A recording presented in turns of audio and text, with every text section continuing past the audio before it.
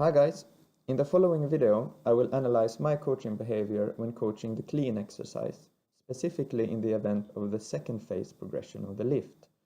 The intended approach for the session was to coach the athlete by using a top-down approach with two movement progressions, starting with the athlete bending his knees and from there jumps and catches the bar, and continuing by adding hip flexion, which is here described as the second progression. This video will focus around the coaching behavior from the time point where hip flexion is added to the movement progression, as I found that this in particular presented with several challenges. The athlete being coached is a young football player with no weightlifting background. As also my experience of coaching Olympic lifts is limited, the task was seen as a good opportunity for learning. Thus, the objective of this learning process from a coach's view was to identify key points that I could have mastered differently, analyze the coaching errors, and finally present with alternative methods for solving these. So let's jump to the second phase of the session, where we add hip flexion to the bent knee position. So from there, now what you have done, okay, you come here, there, and come into this position. That's right. Now from this position now, what you want to do, you want to bend at the hips, okay, so you slide the bar just below here, okay, and then from here, just come up, okay, back to this position, and then jump from there. And now, you want to land in a little bit deeper position, okay, so when you're here, try to land low, okay. Right, so the visual demonstration and instructions given are focused around the addition of hip flexion and on catching the bar in a deep position. When the athlete performs the lift, difficulties arise when adding hip flexion, where the athlete bends at the knees rather than the hips. The question is then why, and as this is a novice learner, a large part of the athlete's attentional capacity is already directed towards the task of lifting.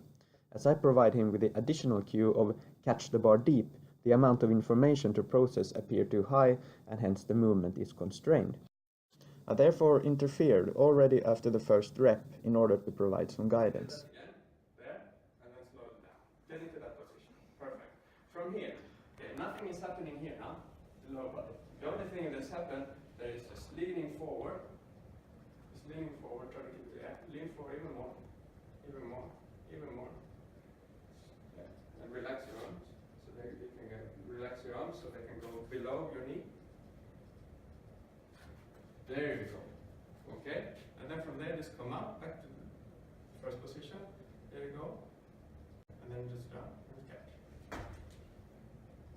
The athlete is then encouraged to perform a couple of repetitions, and as I noticed that catching the bar in a deep position is challenging, I decide to move away from the hip bend and instead go back to the first progression. We just stop there. Okay? So we stop at this position here. There. Okay, and then you jump, and then let's try to work on that deep position. Okay. The reason for taking a step back was that I wanted to simplify the movement in order to work on the catch phase. However, even though the athlete doesn't achieve full depth, the skill of catching is in fact fairly well performed considering the level he's at. Instead, I should have allowed the athlete to learn and explore the movement progressions and save the minor technical corrections for later.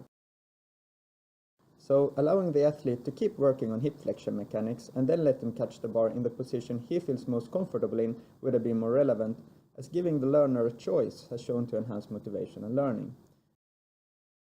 After the catch, the athlete may work himself down into a deep front squat and back up again. Difficulty may then be increased by adding speed into the equation. Further, throughout the session, the athlete is not given enough time to practice, explore, and self-correct the movement options before him.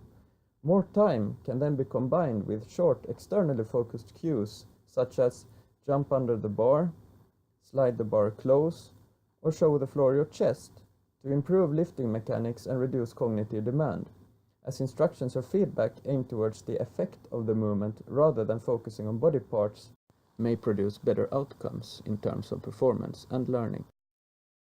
So, to facilitate a more valuable learning experience, coaching may be improved by providing less, shorter, and more simple instructions, by allowing the athlete to explore the different progressions of the lift, perhaps initially with a catch in the power position, and by stepping back a bit more to give the athlete more practice time.